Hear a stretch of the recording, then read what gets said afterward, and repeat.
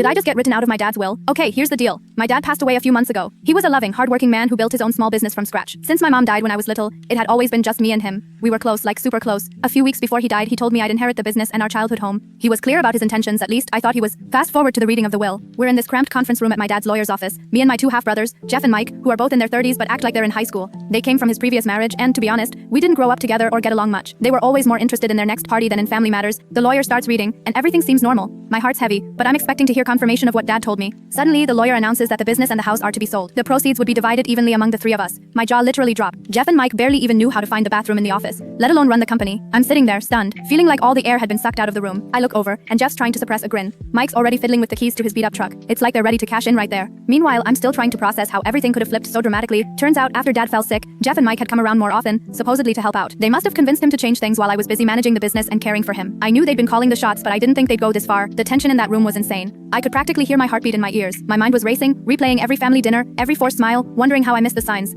So obviously I did the only thing I could think of. I asked for a break. Needed air, needed clarity, needed to not be around them for a second. I stepped out and called my best friend Sarah, who's always been my rock. She's the kind of friend who'd drop anything to help you. Once I filled her in, she suggested I check in with a family law attorney independently, someone who could look into whether there was any foul play. Honestly, at this point, it seemed like my only option. After a torturous couple of weeks, during which my brothers were already eyeing fancy cars and vacations, I finally sat down with my new lawyer. We dove into the paperwork, looking into Dad's health records and text messages from my brothers. And guess what? A text from Mike to Jeff, before the will was changed, gloating about how they'd finally get what they deserved. I swear I felt a resurgence of hope like I hadn't felt since before all this mess started. My lawyer said we had a case for undue influence, a fancy way of saying they took advantage of Dad when he was vulnerable. We filed a petition to challenge the will, and now we're in a waiting game while the legal wheels slowly turn. The crazy thing is, I still can't believe they'd stoop this low. I always knew their relationship with Dad was transactional at best, but I thought I knew where they'd draw the line. So, here I am sharing my story, because honestly I'm at a loss for what to expect next. Have any of you been in a similar situation? Did it end well for you? Just trying to keep my head above water and not let this take away the memories of the Dad I knew and loved.